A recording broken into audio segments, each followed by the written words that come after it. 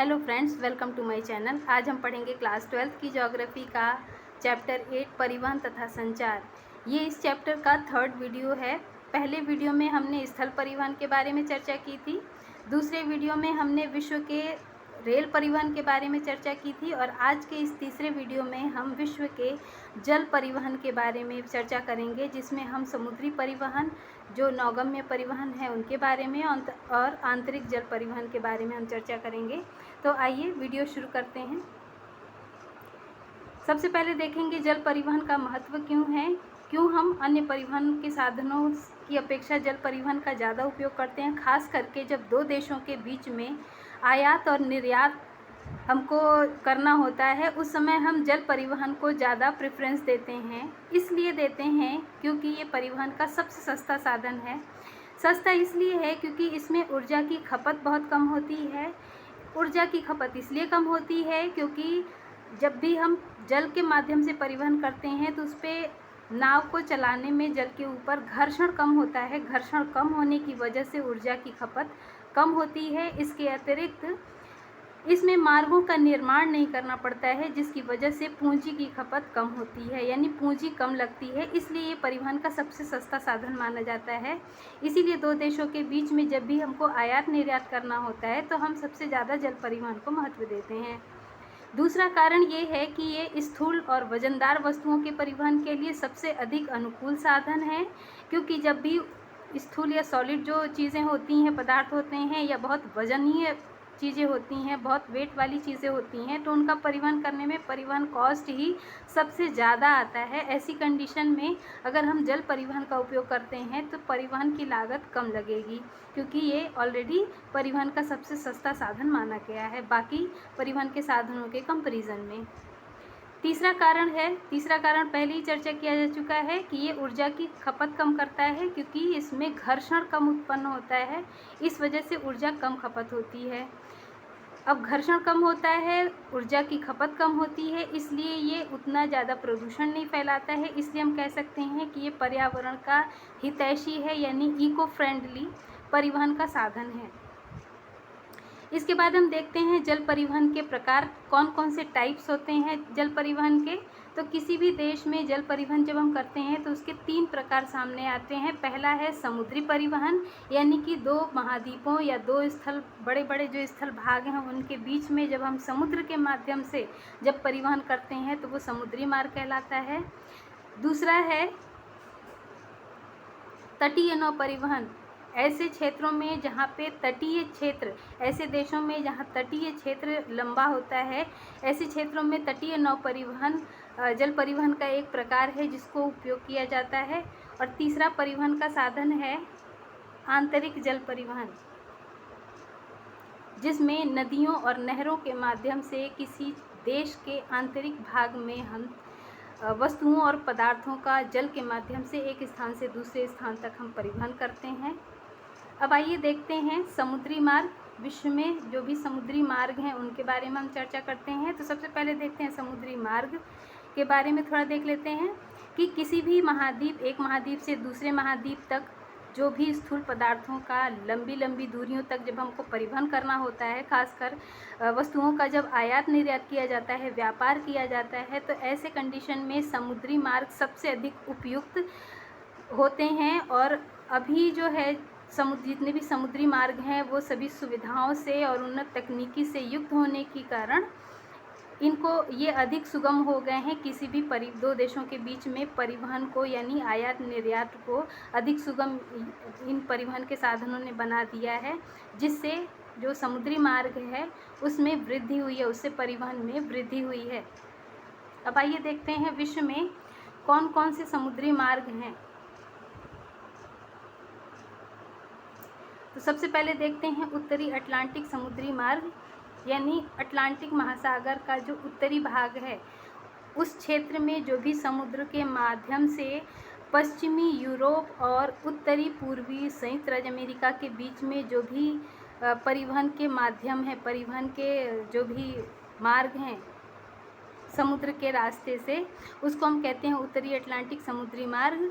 Picture में हम देख सकते हैं ये पूरा अटलांटिक महासागर, और इसके उत्तरी भाग में जो भी परिवहन का हमको जाल दिख रहा है समुद्र परिवहन का, उसी को हम कहते हैं उत्तरी अटलांटिक समुद्री मार्ग। इसमें हम देख सकते हैं एक तरफ उत्तरी पश्चिमी यूरोप है और दूसरी तरफ उत्तरी पूर्वी संयुक्त राज्य अमेरिका है। इसके बीच में ये जो परिवहन का जाल दिख रहा है समुद्र के भीतर, उसी को हम कहते हैं उत्तरी अटलांटिक समुद्री मार्ग। तो ये हम देखते हैं उत्तरी अटलांटिक समुद्री मार्ग, दो जो भी विकसित देश हैं, विकसित क्षेत्र, खास करके औद्योगिक रूप से विकसित जो पूरे विश्व में दो क्षेत्र सामने आते हैं, उत्तरी पश्चिमी यूरोप और उत्तरी पूर्वी संयुक्त राज्य अमेरिका, इनके बीच में ये जो उत्तरी अटलांटिक समुद्री मार्ग है ये व्यापार को बढ़ावा देता है, व्यापार का एक माध्यम बनता है। विश्व का जितना भी व्यापार, समुद्री व्यापार होता है, उसका लगभग 25% भाग इसी समुद्री मार्ग से संबंधित है। यानी कि विश्व का जो भी अंतर्राष्ट्रीय व्यापार होता है उसका 25% इसी समुद्री मार्ग से होता है। अब चूँकि इसी समुद्री मार्ग से विश्व का 25% व्यापार होता है, इसीलिए इसे वृहद ट्रंक मार्ग भी कहते हैं और साथ ही विश्व का सबसे व्यस्ततम समुद्री मार्ग भी इसी उत्तरी अटलांटिक समुद्री मार्ग को कहा जाता है। इसके बाद हम नेक्स्ट देखते हैं भूमध्य सागरीय हिंद महासागरीय समुद्री मार्ग, यानी कि ऐसा समुद्री मार्ग जो भूमध्य सागर, ये भूमध्य सागर और इधर हमारे हिंद महासागर, इसके बीच में ये जो मार्ग बना हुआ है, जो मुख्यतः लाल सागर से होते हुए और यहाँ पे स्वेज नहर, यहाँ बीच में स्वेज नहर है, उससे होते हुए जब हम जो मार्ग जाता है समुद्र का, उसी को हम कहते हैं भूमध्य सागर हिंद महासागरीय समुद्री मार्ग।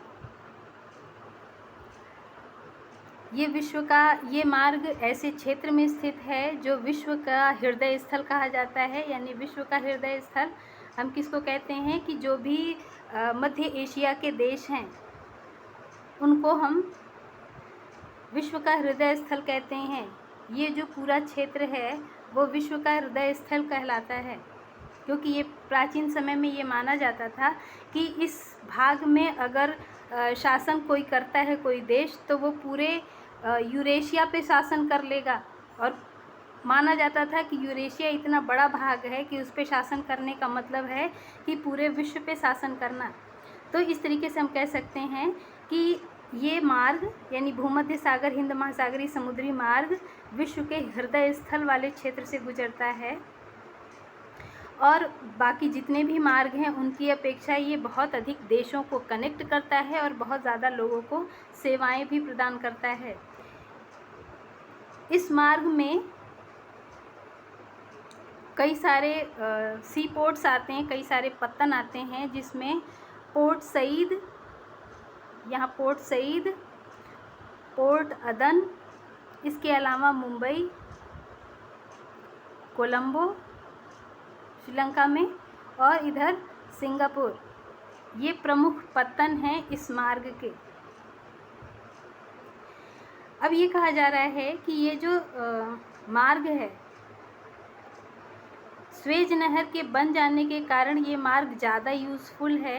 ये इस मार्ग से ऊर्जा की भी बचत होती है, समय की भी बचत होती है और दूरी भी लगभग 6400 किलोमीटर कम हो जाती है, क्योंकि इस मार्ग के निर्माण से पहले जो भी पश्चिमी यूरोप से व्यापार होता था, वो व्यापार जो अफ्रीका का जो पश्चिमी तट है वहाँ से होकर उत्तमाशा अंतरीप से होते हुए होता था, जिसकी वजह से उसमें देरी भी बहुत अधिक लगती थी, समय भी ज़्यादा लगता था और ऊर्जा भी बहुत अधिक लगती थी। लेकिन स्वेज नहर के निर्माण की वजह से अब ये मार्ग जो भूमध्य सागर से हिंद महासागर को डायरेक्ट जोड़ने वाला मार्ग बन गया है, इसकी वजह से इसमें दूरी घट के जो पुराना मार्ग था उससे 6400 किलोमीटर दूरी कम हो गई है इस मार्ग में।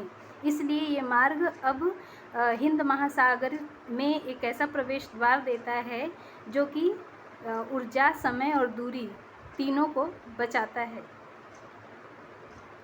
इसके अब बाद हम देखते हैं उत्तमाशा अंतरीप समुद्री मार्ग। उत्तमाशा अंतरीप जो कि अफ्रीका का दक्षिण वाला भाग है, अफ्रीका का ये दक्षिण वाला भाग उत्तमाशा अंतरीप कहलाता है। और ये जो समुद्री मार्ग है इसी को हम कहते हैं उत्तमाशा अंतरीप समुद्री मार्ग, जो कि हमने पहले चर्चा की कि ये जो स्वेज नहर के बन जाने की वजह से ये जो शॉर्टकट मार्ग बन गया है, उसकी वजह से अब ये उत्तमाशा अंतरीप वाला जो मार्ग है इसका महत्व थोड़ा कम हो गया है। लेकिन पहले के समय में यही मार्ग सबसे अधिक प्रचलित था हिंद महासागरीय जो देश हैं वहाँ पे व्यापार के लिए। अब ये जो उत्तमाशा अंतरीप मार्ग है वो पश्चिमी यूरोपीय जो देश हैं, पश्चिमी यूरोपीय देशों को पश्चिमी अफ्रीका के देशों से पूर्वी अफ्रीका के देशों से कनेक्ट करता है। इसके अलावा इधर ऑस्ट्रेलिया स्थित है, इस साइड में ऑस्ट्रेलिया स्थित है वहाँ, और न्यूजीलैंड उसके साउथ में न्यूजीलैंड है। वहाँ के जो व्यापारिक कृषि का जो क्षेत्र है, जो भी इधर वेल्स का क्षेत्र है, और ऑस्ट्रेलिया में जो डाउन्स क्षेत्र है जहाँ पे व्यापारिक कृषि की जाती है, उन क्षेत्रों में और जो उसके आसपास स्थित पशुपालन के क्षेत्र हैं उनको कनेक्ट करने के लिए इस मार्ग का सबसे अधिक उपयोग किया जाता है। इसके अलावा पहले ही बताया गया कि इस मार्ग की लंबाई जो स्वेज नहर से मार्ग हो जाती है उससे ये 6400 किलोमीटर लंबा है।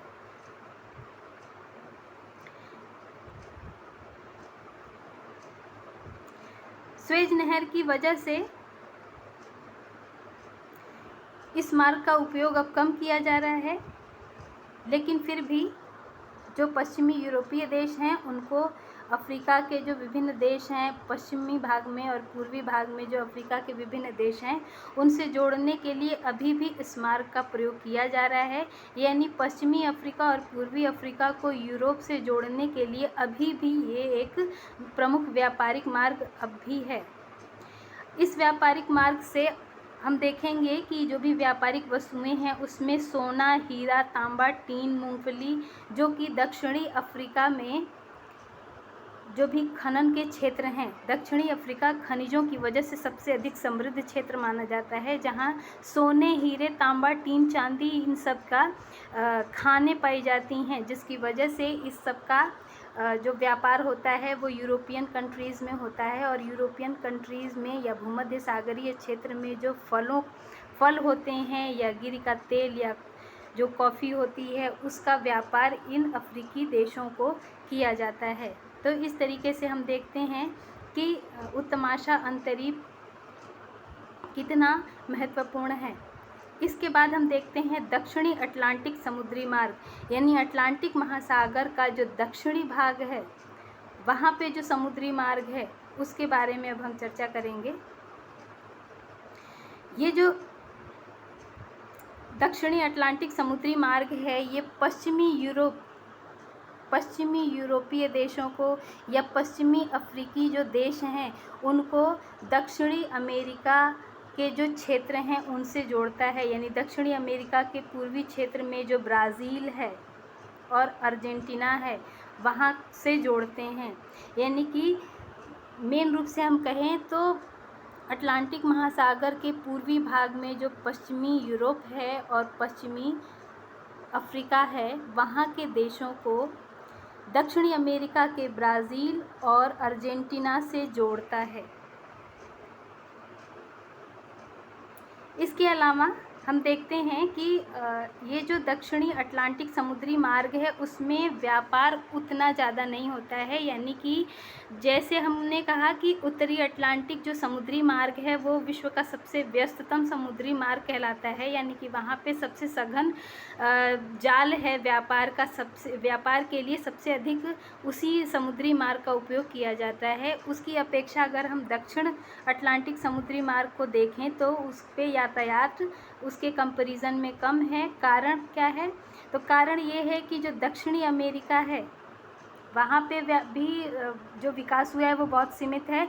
उसके अलावा अफ्रीका जो है उस वहाँ पे भी विकास की जो संभावनाएं हैं वो कम है, विकास बहुत कम हुआ है। तो बहुत कम विकास होने की वजह से जनसंख्या भी कम है, जनसंख्या कम होने की वजह से व्यापार की मांग कम है, और इसी वजह से दक्षिणी अटलांटिक समुद्री मार्ग का उतना उपयोग नहीं किया जाता है, यातायात उतना प्रचलित नहीं है।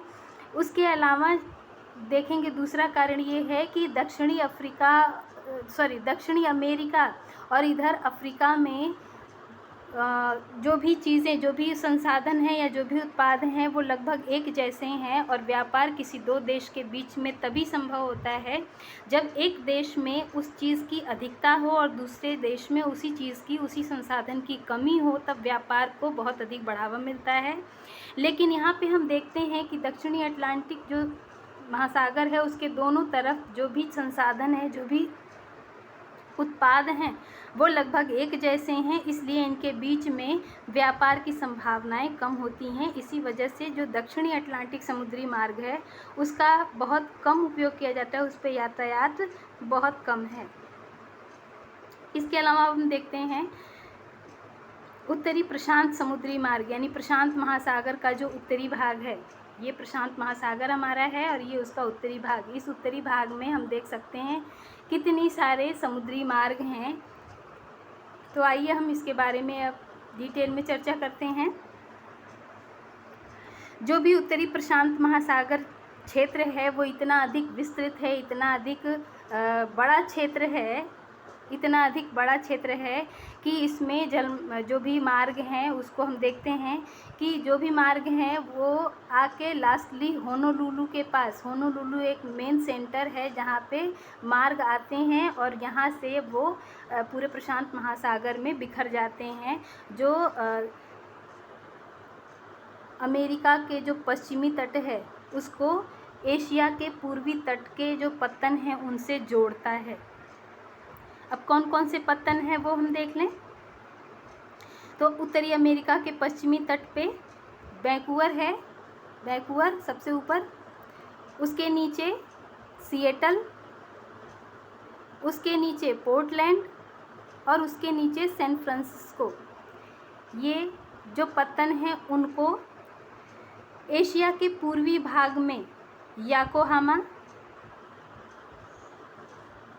याकोहामा, उसके अलावा शंघाई, उसके अलावा हांगकांग और इधर मनीला, इधर सिंगापुर, इनसे जोड़ता है। यानी कि हम कह सकते हैं कि ये जो उत्तरी प्रशांत समुद्री मार्ग है वो अमेरिका के पश्चिमी तट के बंदरगाह को, पत्तनों को एशिया के पूर्वी तट के पत्तनों से जोड़ता है और इन दोनों क्षेत्रों में व्यापार को सुगम बनाता है।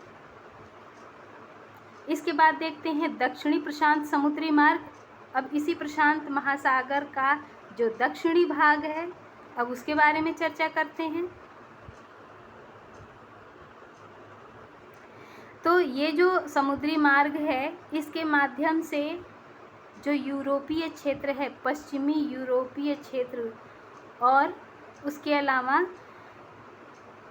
जो भी पश्चिमी अफ्रीकी क्षेत्र है वहाँ से जो भी व्यापार किया जाता है सामान, वो पनामा नहर से होते हुए, इधर पनामा नहर से होते हुए और ऑस्ट्रेलिया तक सामान पहुंचाया जाता है।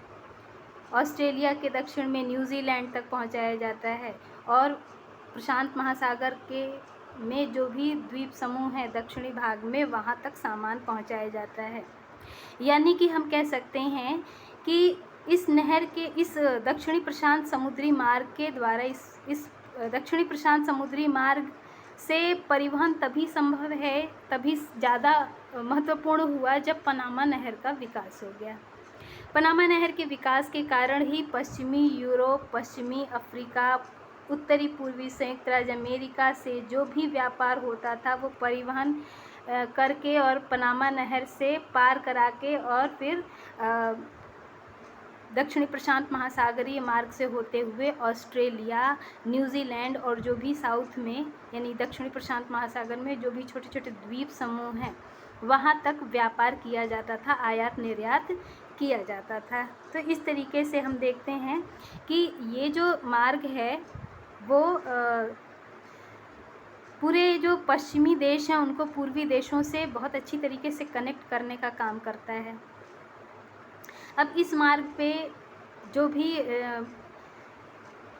क्षेत्र हैं उसमें हम देखते हैं मेन जो क्षेत्र हैं वो हांगकांग है, फिलीपींस है और इंडोनेशिया है, जो कि इस मार्ग का प्रयोग करते हैं अपने व्यापार के लिए। इस मार्ग में जो होनोलुलु है वो सबसे महत्वपूर्ण एक कह सकते हैं विश्राम पत्तन है, यानी जहाँ पे समुद्री जब लंबी दूरी होती है तो समुद्री मार्ग बीच में जो भी तेल वगैरह या ऊर्जा के संसाधन जिससे समुद्री जो जहाज़ हैं उनको चलने में सुविधा होती है, वहाँ से वो तेल भरते हैं या जो भी ऊर्जा के संसाधन उनको लेने हैं चलने के लिए वो लेते हैं। उसके अलावा उसको चलाने वाले जो ड्राइवर होते हैं वो भी वहाँ विश्राम करते हैं, वहाँ खाते पीते हैं। तो इस तरीके से लंबी दूरी के बीच में जब कोई एक ऐसा स्टेशन, कोई एक ऐसा समुद्र पत्तन जहाँ पे जहाज़ को विश्राम दिया जाता है, ऐसे पत्तनों को विश्राम पत्तन कहते हैं। तो इस जो इतना लंबा जो मार्ग है उसके बीच में ये जो होनोलुलु है ये एक विश्राम पत्तन का कार्य करता है। यहीं से बहुत सारे मार्ग दक्षिण में ऑकलैंड, सिडनी, पर्थ या सिंगापुर, फिलीपींस वगैरह के लिए जाते हैं। तो इस तरीके से हम देखते हैं दक्षिणी प्रशांत महासागरीय जो मार्ग है वो कितना इम्पोर्टेंट है। अब आइए देखते हैं तटीय नौ परिवहन। अब तक हमने समुद्री परिवहन के बारे में चर्चा की थी, अब तटीय नौ परिवहन के बारे में देखते हैं। तटीय नौ परिवहन तब ज़्यादा यूज़फुल होता है, तब ज़्यादा उपयुक्त होता है, ऐसे देशों के लिए उपयुक्त होता है जिनकी तट रेखा बहुत लंबी होती है, जैसे भारत की जो तट रेखा है, या फिर हम कह सकते हैं अफ्रीका की तट रेखा, या जो पश्चिमी एशिया है उन देशों में की जो तट रेखाएँ हैं। ऐसे लंबी तट रेखा वाले देशों के लिए ये परिवहन का एक सबसे उपयुक्त साधन है। इसके अंतर्गत हम नौ परिवहन नहरों के बारे में पढ़ेंगे, खास करके दो नहरें, एक स्वेज नहर और दूसरी पनामा नहर जो कि मानव निर्मित नहर है। इनके बारे में हम यहाँ पे तटीय नौ परिवहन के अंतर्गत चर्चा करेंगे। तो सबसे पहले देखते हैं स्वेज नहर। स्वेज नहर जिसका निर्माण 1869 में 1869 में किया गया था। हम मैप में देख सकते हैं स्वेज नहर अफ्रीका और एशिया का जो ये जहाँ पे ये कनेक्ट होते हैं वहाँ पे स्वेज नहर स्थित है, जो कि भूमध्य सागर को लाल सागर से जोड़ता है। ये स्वेज नहर जिसका निर्माण 1869 में किया गया था। इस नहर के उत्तरी भाग में पोर्ट सईद है और दक्षिणी भाग में पोर्ट स्वेज है। यानी कभी कभी क्वेश्चन पूछा जाता है कि स्वेज नहर के दोनों तटों पर, दोनों छोर पर कौन कौन से पत्तन हैं, तो हमको जानना पड़ेगा, समझना पड़ेगा, याद रखना पड़ेगा कि कौन से पत्तन हैं। तो उत्तरी भाग में पोर्ट सईद और दक्षिणी भाग में पोर्ट स्वेज, इन्हीं दोनों पोर्ट के बीच में ये स्वेज नहर हमारी फैली हुई है। ये स्वेज नहर हमारी फैली हुई है। अब इसके बाद है कि स्वेज नहर किन दो सागरों को जोड़ता है। तो स्वेज नहर उत्तर में भूमध्य सागर और दक्षिण में लाल सागर को जोड़ता है। इसके अलावा हम देख सकते हैं, कह सकते हैं कि ये जो स्वेज नहर है वो स्वेज नहर के माध्यम से ही यूरोप को हिंद महासागर में जाने का एक शॉर्टकट रास्ता मिल गया है। स्वेज नहर के माध्यम से ही यूरोप अपना व्यापार कर पाता है कम ऊर्जा, कम समय में। यानी कि हम कह सकते हैं कि ये जो स्वेज नहर है ये यूरोप को हिंद महासागर में एक नया प्रवेश द्वार देता है। जो सामान पहले उत्तमाशांतरीप से ले आया जाता था अधिक समय, अधिक ऊर्जा खर्च करके, वही सामान अब स्वेज नहर के माध्यम से, शॉर्टकट रास्ते के माध्यम से हिंद महासागर में ले आया जा सकता है, जिसमें ऊर्जा की भी बचत हो, समय की भी बचत हो और दूरी भी लगभग 6400 किलोमीटर कम होती है। यहाँ पे बताया जा चुका है कि स्वेज नहर के माध्यम से जो ये लंबी दूरी थी उत्तमाशांतरीप की, वो अब घट के 6400 किलोमीटर कम हो गई है।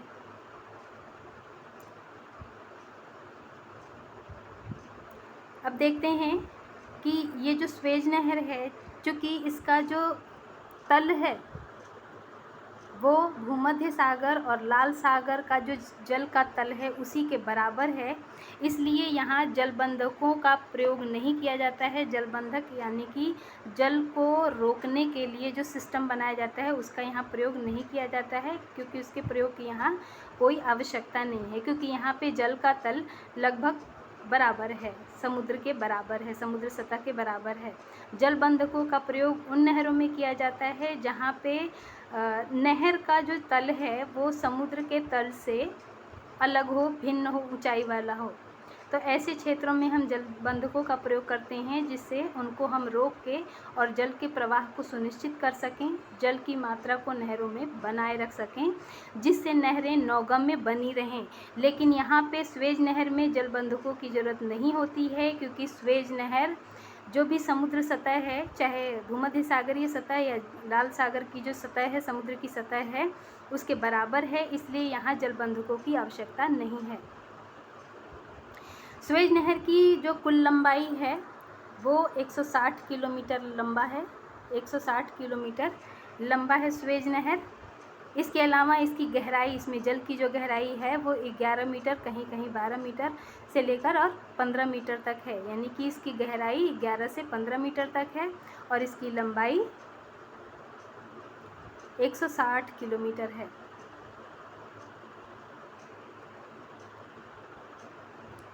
इस नहर के माध्यम से डेली लगभग 100 जलयान आवागमन करते हैं, यानी कि इस नहर को पार करके यूरोप से और हिंद महासागर की तरफ जाते हैं, और इस नहर को पार करने में उन जलयानों को लगभग 10 से 12 घंटे लगते हैं। इसके अलावा हम देखते हैं कि इस नहर में यात्री और माल के आवागमन पे कर लगता है, टैक्स लगता है, जिसकी वजह से जिन जलयानों को समय पे पहुंचाना महत्वपूर्ण नहीं होता है, यानी जिन जलयानों के लिए समय में अगर देरी हो जाए तो भी कोई बात नहीं होती है, ऐसे जो जलमार्ग हैं वो टैक्स न देना पड़े उससे बचने के लिए ये जो तमाशा अंतरीप वाला रास्ता है उसको अपनाते हैं। यानी जिन जलयानों को समय पे पहुंचाना आवश्यक होता है वही जलयान इस स्वेज नहर को पार करके हिंद महासागर में जाते हैं। अदरवाइज़ जिन जलयानों को पहुंचाने के लिए, जिन माल को पहुंचाने के लिए समय बहुत महत्वपूर्ण नहीं होता है, ऐसे जलयानों को उत्तमाशा अंतरीप वाले मार्ग से पहुंचाया जाता है।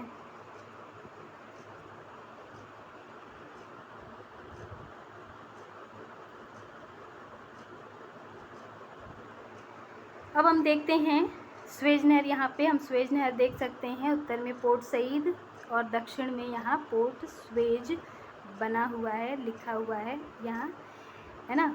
इसके बाद हम देखते हैं कि जो स्वेज नहर है उसी के सहारे रेलवे लाइन भी आती है, और ये रेलवे लाइन यहाँ तक आती है स्वेज तक, और उसके बाद से यहाँ से एक लाइन चली जाती है इस्लामिया तक।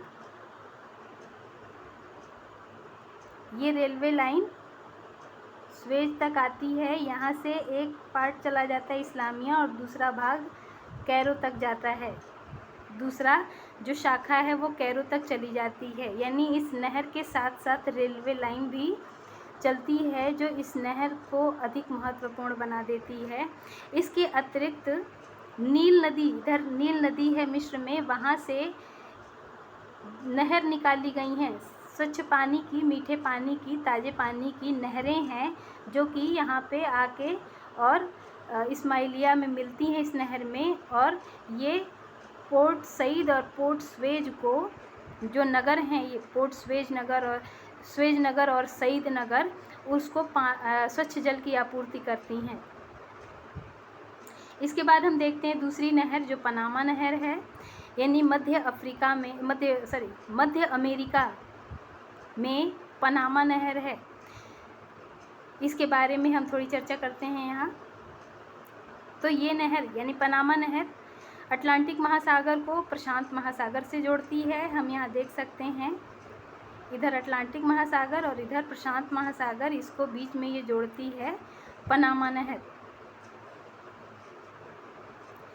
इस नहर का निर्माण पनामा जलडमरू मध्य के आर पर किया गया है। जलडमरू मध्य का तात्पर्य है कि दो बृहद जल वाले क्षेत्र के बीच में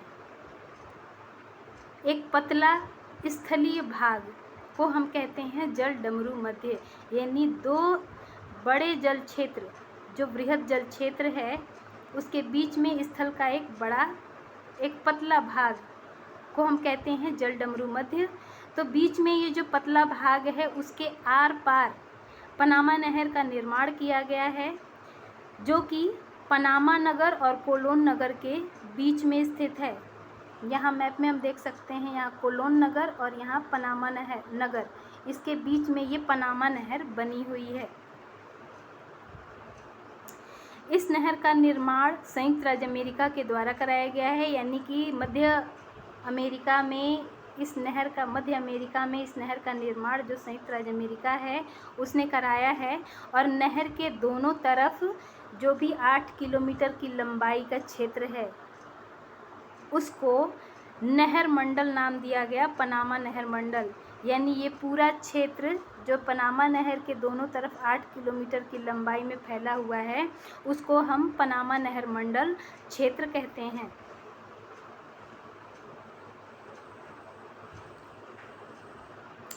इस नहर की लंबाई, टोटल जो लंबाई है वो 72 किलोमीटर है। इस नहर की टोटल लंबाई 72 किलोमीटर है, जिसमें से 12 किलोमीटर का जो क्षेत्र है, यहाँ पे 12 किलोमीटर का जो क्षेत्र है वो बहुत अधिक गहरा है। इसके अलावा इस नहर में कुल 6 जलबंधक तंत्र हैं। यहाँ पे हम उनके नाम भी देख सकते हैं।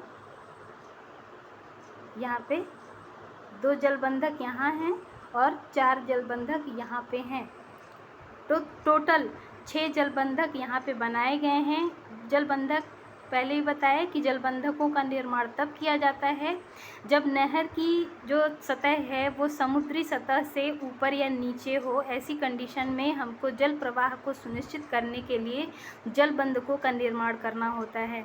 स्वेज नहर में जलबंधक तंत्र नहीं थे, जबकि पनामा नहर में जलबंधक तंत्र हैं। इसका तात्पर्य ये है, इसका अर्थ ये है कि जो पनामा नहर है उसकी सतह समुद्री सतह से ऊंची या नीची है। और हम देख सकते हैं कि जो पनामा नहर है उसकी सतह कहीं समुद्र से 26 मीटर तक ऊपर है और कहीं समुद्री सतह से 26 मीटर तक नीचे है, जिसकी वजह से जलयानों को पार कराने में असुविधा न हो, इसके लिए जलबंधक तंत्र बनाए जाते हैं। इसके अलावा इस नहर के निर्माण की वजह से, पहले इस नहर का जब निर्माण नहीं हुआ था तो न्यूयॉर्क सिटी और जो सैन फ्रांसिस्को है उसके बीच में ये जो लंबा समुद्री मार्ग है वो तय करना पड़ता था। लेकिन चूँकि पनामा नहर का निर्माण हो गया, इसकी वजह से अब सैन फ्रांसिस्को से और न्यूयॉर्क तक इस शॉर्टकट रास्ते को अपनाया गया है, जिसकी वजह से इसकी जो लंबाई है, इसकी जो दूरी है, इन दो पत्तनों के बीच में जो दूरी है वो लगभग 13,000 किलोमीटर कम हो गई है। यानी 13,000 किलोमीटर की दूरी इस पनामा नहर के निर्माण की वजह से कम हो गई है। इसके अतिरिक्त बहुत सारे क्षेत्रों के बीच में दूरियां कम हो गई हैं। अब कौन कौन से क्षेत्र हैं जिनके बीच में दूरियां कम हो गई हैं, तो हम देखते हैं पश्चिमी यूरोप और पश्चिमी जो संयुक्त राज्य अमेरिका है उसके बीच में पहले ये रास्ता अपनाना पड़ता था, अब शॉर्टकट ये रास्ता अपनाया जाता है, जिसकी वजह से इन दो क्षेत्रों के बीच में यानी पश्चिमी यूरोप और पश्चिमी संयुक्त राज्य अमेरिका के बीच में दूरी कम हो गई है। इसके अलावा उत्तरी पूर्वी और मध्य संयुक्त राज्य अमेरिका, उत्तरी पूर्वी और मध्य संयुक्त राज्य अमेरिका और जो पूर्वी और दक्षिणी एशिया है, इधर पूर्वी दक्षिणी एशिया, चूँकि पृथ्वी गोल है तो ये भाग इधर आएगा इसके बीच में ये जो दूरी है वो पहले इस रास्ते से होकर परिवहन होता था, अब पनामा नहर की वजह से वो परिवहन का रास्ता छोटा हो गया है, दूरी कम हो गई है। तो इस तरीके से हम देखते हैं कि इन दो क्षेत्रों के बीच में भी दूरी कम हो गई है। इतनी दूरियां कम होने के बाद भी, चूँकि ये दूरियां कम हो गई हैं, जिसकी वजह से जो पश्चिमी देश हैं उनको पूर्वी देशों से उनकी कनेक्टिविटी बढ़ी है, लेकिन उसके बाद भी इस नहर का आर्थिक महत्व स्वेज नहर की अपेक्षा कम है। कम इसलिए है क्योंकि दक्षिणी अमेरिका की जो अर्थव्यवस्था है वो उतनी अधिक विकसित नहीं है, जिसकी वजह से इसका महत्व उतना अधिक नहीं है। यहाँ पे हम देख सकते हैं स्वेज नहर और पनामा नहर में अंतर। कभी कभी क्वेश्चन पूछा जाता है स्वेज नहर और पनामा नहर में अंतर बताइए। तो यहाँ हम स्वेज नहर और पनामा नहर में अंतर देख सकते हैं कि स्वेज नहर अफ्रीका में स्थित है, मिस्र देश में स्थित है, जबकि पनामा नहर मध्य अमेरिका में स्थित है। यानी हम पहला देख सकते हैं कि स्वेज नहर अफ्रीका में स्थित है और पनामा नहर मध्य अमेरिका में स्थित है। दूसरा हम देखते हैं अंतर कि स्वेज नहर भूमध्य सागर और लाल सागर को जोड़ती है, जबकि पनामा नहर अटलांटिक महासागर और प्रशांत महासागर को जोड़ती है। तीसरा अंतर है कि स्वेज नहर का निर्माण 1869 में किया गया था, जबकि पनामा नहर का निर्माण 1914 में हुआ था। स्वेज नहर की लंबाई 160 किलोमीटर है और गहराई 11 से 15 मीटर है, जबकि पनामा नहर की लंबाई केवल 72 किलोमीटर है और गहराई भी 13 मीटर है। स्वेज नहर पे मिस्र सरकार का अधिकार है, जबकि पनामा नहर पे पनामा देश का अधिकार है। स्वेज नहर के एक तरफ पोर्ट सईद है और दूसरी तरफ पोर्ट स्वेज है, जो कि भूमध्य सागर को लाल सागर से जोड़ती है, जबकि पनामा नहर के एक छोर पर पोर्ट कोलोन है और दूसरे छोर पर पनामा सिटी है, जो कि अटलांटिक महासागर और प्रशांत महासागर को जोड़ती है। स्वेज नहर के निर्माण की वजह से यूरोपीय देशों को पूर्वी अफ्रीकी देशों और एशियाई देशों से कनेक्ट करने में सुविधा मिलती है, जबकि पनामा नहर के निर्माण की वजह से उत्तरी अमेरिका और का जो पश्चिमी तटीय क्षेत्र है, दक्षिणी अमेरिका के जो तटीय क्षेत्र हैं, या फिर पश्चिमी यूरोपीय देशों को एशिया से जोड़ने में मदद मिलती है। तो इस तरीके से हम देख सकते हैं यहाँ स्वेज नहर और पनामा नहर में अंतर को स्पष्ट किया गया है। अब आइए देखते हैं हमारा तीसरे तरह का जो जलमार्ग होता है, आंतरिक जलमार्ग, उसके बारे में हम चर्चा करते हैं। आंतरिक जलमार्ग कहते किसको हैं? तो किसी भी क्षेत्र में, किसी भी देश में, किसी भी महाद्वीप में स्थल के आंतरिक भाग में जब हम नदियों, नहरों और झीलों के माध्यम से परिवहन करते हैं तो उसी को हम कहते हैं आंतरिक जलमार्ग या इनलैंड वाटरवेज। प्राचीन काल में यह परिवहन का बहुत ही महत्वपूर्ण साधन था, लेकिन अभी रेल से प्रतिद्वंदिता होने की वजह से और सिंचाई के कार्यों में जल का उपयोग होने की वजह से नदियों, नहरों में जल की पर्याप्त मात्रा सुलभ नहीं होने की वजह से और अपक्षय अपरदन यानी कि वेदरिंग और इरोजन के प्रोसेस की वजह से नदियों में बहुत ज़्यादा सिल्टेशन की मात्रा बढ़ गई है, जिसकी वजह से इन जो जलमार्ग हैं वो अपनी महत्ता खोते जा रहे हैं, इनका इम्पोर्टेंस कम होता जा रहा है। अब इन मार्गों या नदी परिवहन को सार्थक बनाने के लिए अभी क्या किया जा रहा है कि नदियों के तल को गहरा किया जा रहा है, बांध बनाकर जल प्रवाह को नियंत्रित किया जा रहा है। इसके अलावा हम इनका रखरखाव बहुत अच्छे से करते हैं, जिससे नदी की नौगम्यता बढ़े और इन जलमार्गों का प्रयोग अधिक से अधिक किया जाए। अब आइए देखते हैं राइन जलमार्ग। तो हम देखते हैं कि जो भी पश्चिमी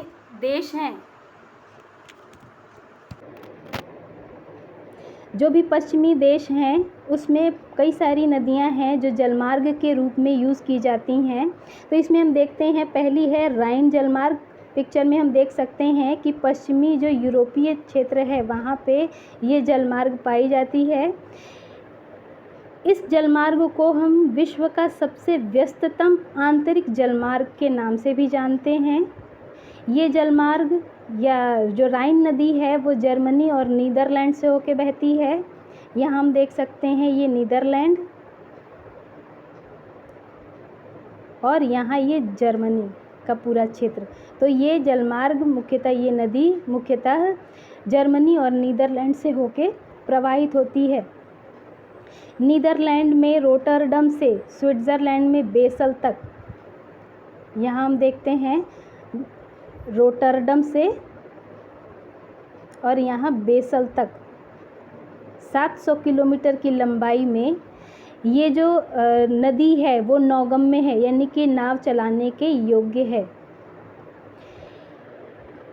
इस जलमार्ग में जो समुद्री जहाज़ हैं, जो समुद्र में चलने वाले बड़े बड़े जो जहाज़ हैं वो कोलोन तक पहुंच सकते हैं, यानी इतनी दूरी तक पहुंच सकते हैं। जो भी समुद्री जहाज़ हैं उनको हम यहाँ तक पहुंचा सकते हैं, कोलोन तक। इसके अलावा हम देखते हैं कि इस जलमार्ग में, इस नदी में पूर्व से जो रूहर नदी है, रूर नदी, वो आके मिलती है, जिसकी वजह से इसमें रूर नदी के मिलने के बाद जल की मात्रा बढ़ जाती है। इस राइन जलमार्ग को हम विश्व का सबसे व्यस्ततम आंतरिक जलमार्ग कहते हैं। व्यस्ततम इसलिए क्योंकि जितने भी आंतरिक जलमार्ग हैं उसमें सबसे अधिक जो प्रयोग किया जाता है वो इसी नदी का प्रयोग किया जाता है।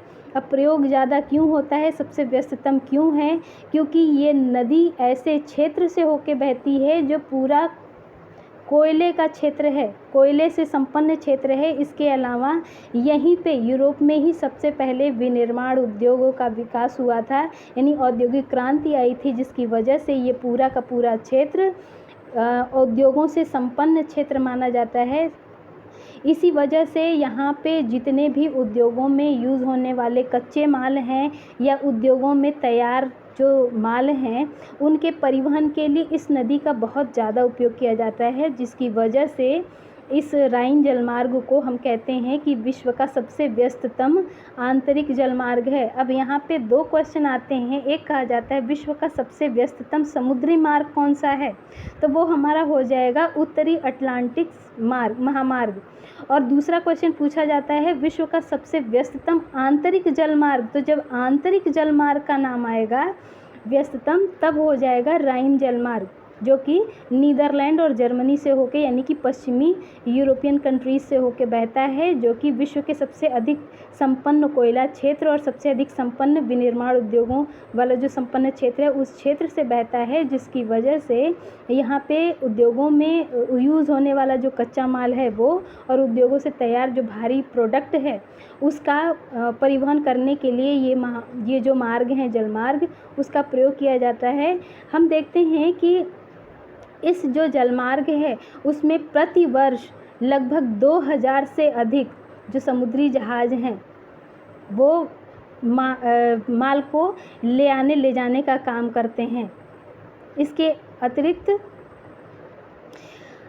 2 लाख मालवाहक पोत इसमें चलते हैं, यानी जो समुद्री जहाज़ जो कि यहाँ तक आ पाते हैं कोलोन तक, वो हर साल लगभग 20,000 समुद्री जहाज़ यहाँ तक माल को ले आते हैं। और उसके अलावा जो छोटे छोटे पोत होते हैं, मालवाहक पोत हैं, वो प्रतिवर्ष लगभग 2 लाख पोत इसके आंतरिक भाग में वस्तुओं का आदान प्रदान करते हैं। इसके अलावा हम कह सकते हैं कि ये जो मार्ग है, जलमार्ग है, वो उत्तरी पश्चिमी औद्योगिक क्षेत्र को उत्तरी अटलांटिक समुद्री मार्ग से जोड़ता है, यानी कि ये जो औद्योगिक क्षेत्र है उसको ये उत्तरी अटलांटिक महासागर से जोड़ता है, ये जो मार्ग है राइन जलमार्ग। इसके बाद हम देखते हैं यूरोप में ही दक्षिणी पूर्वी जो यूरोप है उसमें डेन्यूब नदी पाई जाती है। मैप में हम देख सकते हैं डेन्यूब नदी। इस डेन्यूब नदी से भी बहुत सारी व्यापारिक जो सेवाएं हैं वो पूर्वी यूरोप को दी जाती हैं।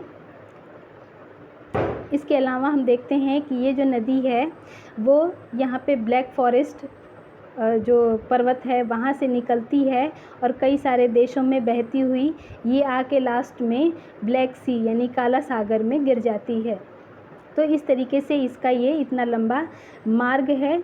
अब इस मार्ग से निर्यात कौन कौन सी चीज़ें की जाती हैं, तो यहाँ पे यूरोप में जो शीतोष्णकटिबंधीय जो व्यापारिक क्षेत्र हैं, व्यापारिक अन्न का क्षेत्र है, वहाँ से गेहूं और मक्का का निर्यात किया जाता है। इसके अलावा इमारती लकड़ी, इधर टैगा क्षेत्र है, वहाँ पे इमारती लकड़ी शंकुधारी वन पाए जाते हैं, जहाँ से इमारती लकड़ी का यहाँ पे इस मार्ग से व्यापार किया जाता है। इसके अतिरिक्त ये पूरा क्षेत्र औद्योगिक क्षेत्र होने की वजह से उद्योगों में जो भी मशीनें निर्मित की जाती हैं उसका इस मार्ग के द्वारा परिवहन किया जाता है। इसके बाद हम देखते हैं वोल्गा जलमार्ग। तो हम देखते हैं पूर्वी जो यूरोपीय क्षेत्र है उसके पूरब में ये वोल्गा नदी स्थित है। तो हम कह सकते हैं कि रूस का जो पश्चिमी क्षेत्र है, रूस का ये पश्चिमी क्षेत्र में ये वोल्गा नदी पाई जाती है, बहती है, जो कि बहुत अधिक महत्वपूर्ण जलमार्ग है पश्चिमी रूस के लिए। इस जलमार्ग के जो लंबाई है वो लगभग 11,200 किलोमीटर लंबी है, यानी कि इस जलमार्ग की लंबाई 11,200 किलोमीटर लंबाई है और ये पूरा का पूरा नौगम्य है, यानी कि नाव के चलने योग्य सुविधा यहाँ पे मिलती है और लास्ट में ये नदी आके कैस्पियन सागर में गिर जाती है, यानी कैस्पियन सागर तक ये जाती है। ये वोल्गा जो जलमार्ग है वो मॉस्को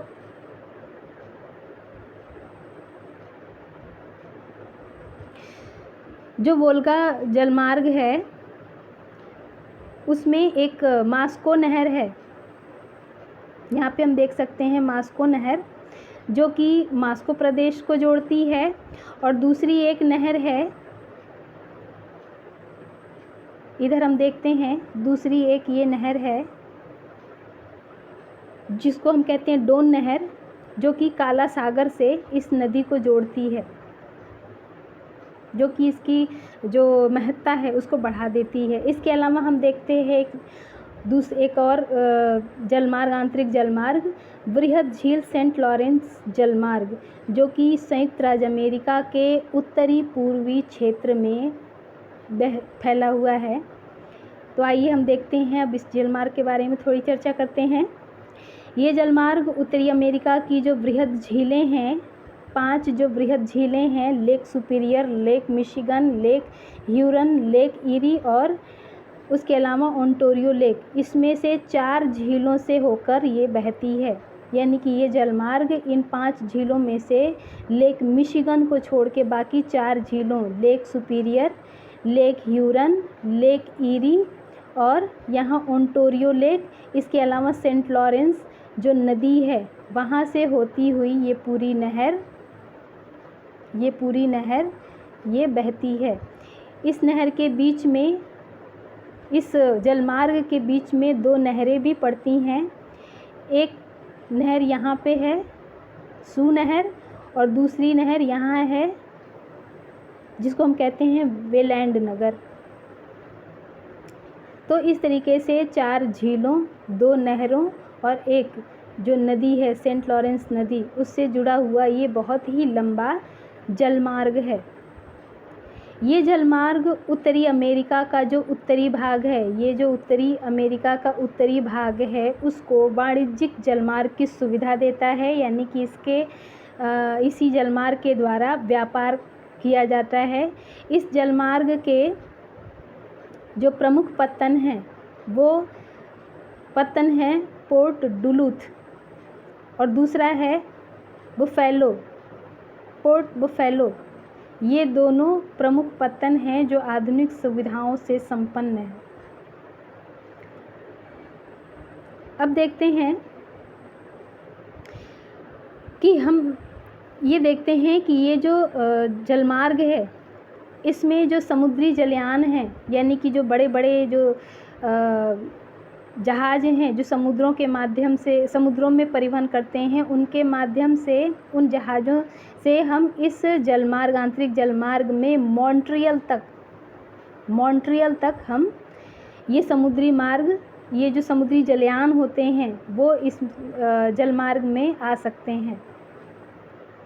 इसके अलावा इस जलमार्ग में बहुत ही छोटे छोटे जलप्रपात पाए जाते हैं। जलप्रपात यानी कि ऐसे क्षेत्र जहाँ पे वाटरफॉल पाए जाते हैं। इसकी वजह से बहुत बड़े बड़े हम जो पोत हैं उनको हम इस मार्ग से नौगम में नहीं होते हैं, क्योंकि उनके टूटने का खतरा होता है। इसलिए जो भी छोटे छोटे मालवाहक पोत होते हैं, जहाज होते हैं, उनके माध्यम से ही हम सामान को एक स्थान से दूसरे स्थान पर इस जलमार्ग के द्वारा परिवहन करते हैं, जिससे कम से कम क्षति हो।